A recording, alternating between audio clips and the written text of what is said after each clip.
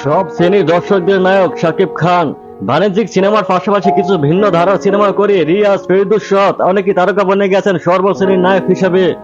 অথচ সেই সব ছবিগুলো ছিল সুপার ফ্লপ। যেসব তারকাদের ছবি সিনেপ্লেক্সে চলেনি, বিদেশের মাটিতে চলেনি, তারা কিভাবে হয়ে গেলেন সর্বশ্রেণীর নায়ক, এলিট শ্রেণীর নায়ক। অথচ শাকিব খানকে দেখেন, কোনো মাধ্যম নেই তার জয়জয়কার। সে শুধু সিঙ্গেল স্ক্রিনে সে সীমাবদ্ধ থাকেনি, শিকারি দিয়ে সিনেপ্লেক্সের সফল পথ চলা শুরু, প্রিয়তমা দিয়ে গ্লোবাল সুপারস্টার হিসেবে নিজেকে প্রতিষ্ঠিত করা, রাজকুমার দিয়ে সর্বশ্রেণীর দর্শকদের মনে স্থায়ীভাবে জায়গা করে নেওয়া, তুফান দিয়ে সিনেপ্লেক্সে বাংলা সিনেমার সকল রেকর্ড ভেঙে দেওয়া, ওটিটি প্ল্যাটফর্মে গুলোতেও রেকর্ড, সব মাধ্যমগুলোতে সফলভাবে বিচরণ করা দেশের একমাত্র নায়ক শাকিব খান।